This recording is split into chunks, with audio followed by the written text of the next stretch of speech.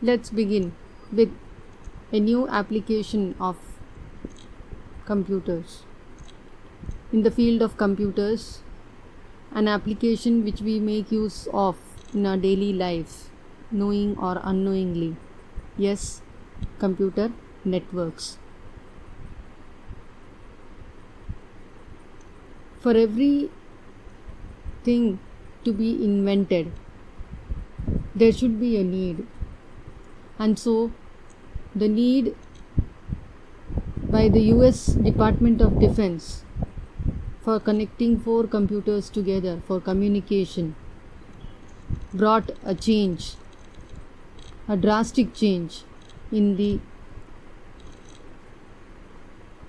field of computers.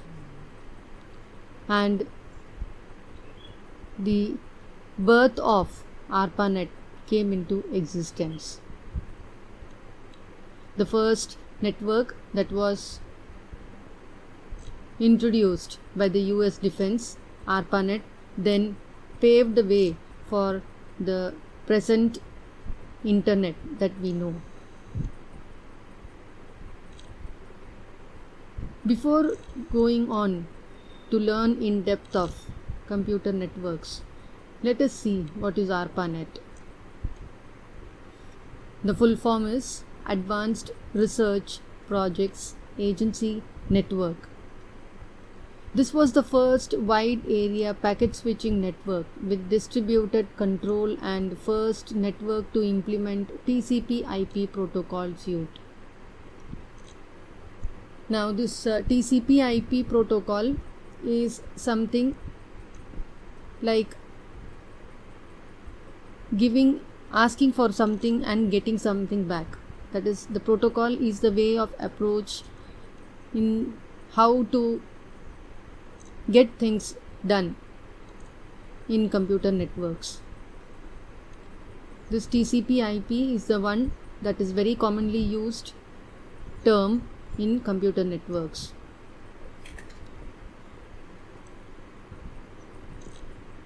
So the ARPANET, as you see in the picture, had 4 computers which were connected with each other so that the information could be passed on to them.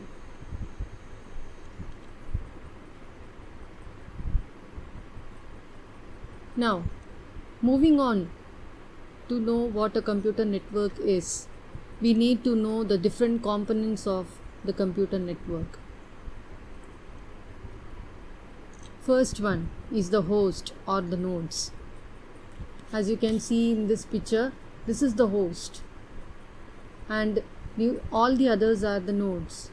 Now you can say that a computer is a host or a node. It can act as both the host as well as the node. So computers that are attached to a network and are seeking to share the resource of the network are the host.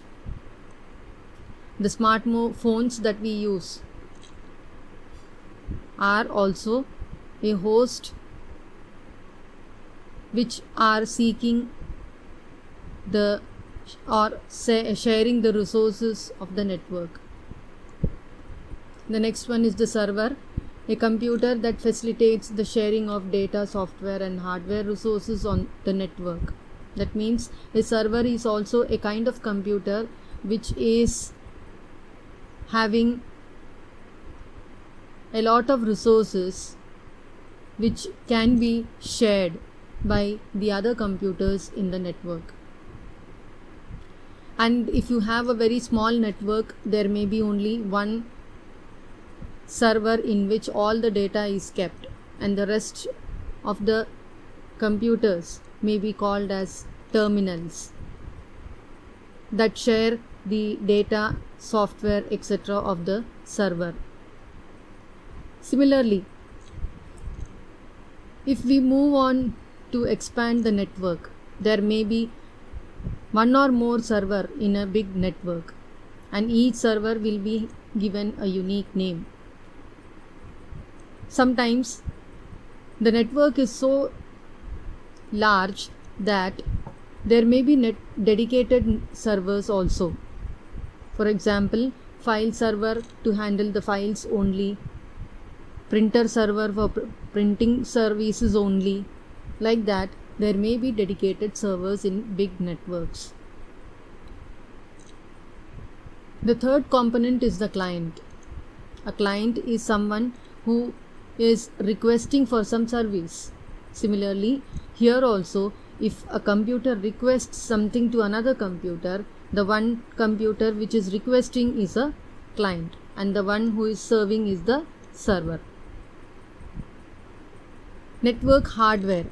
Now, without the hardware, the software cannot exist, and vice versa also.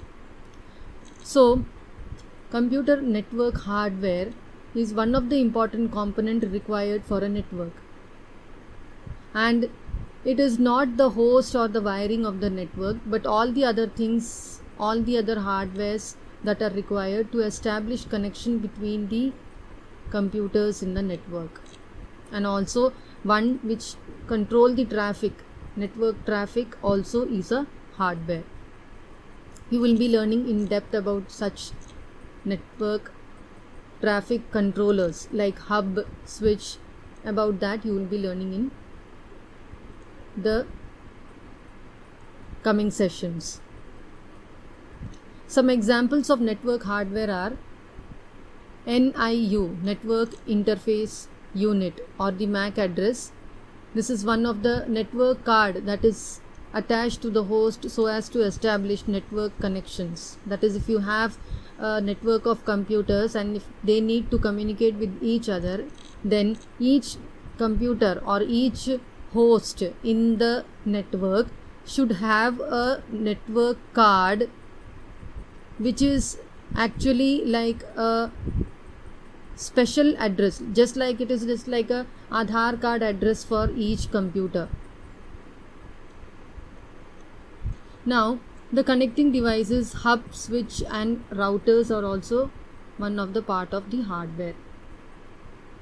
The communication channel or the communication medium is another one component, a very vital component in a computer network. This communication channel is the one which carries the information between the two ends, and they can be wired as well as wireless channels.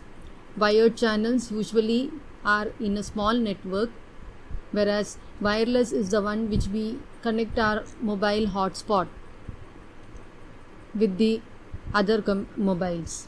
It is a wireless channel.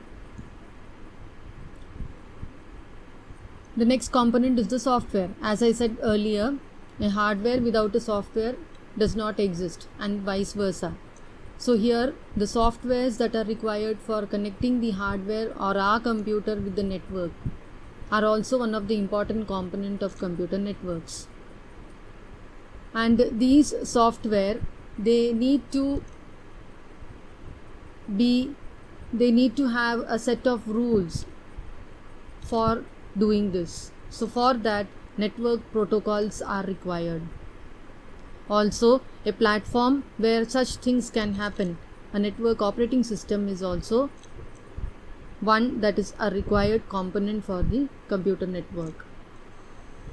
Then you have the network services, that is the services wherein you can share the files, you can share your voices, you can have a meetings. For all those things you need particular network services. So it refers to the application that provide different functionalities over a network, such as domain name system, file transfer protocol and voice over internet protocol. All these things are some areas which we need to have a wide knowledge about them. So if we know all those things, then a computer network may have a structure of this kind, wherein you have a lot of computers that are interconnected in one way or other, and they all can be used within this network.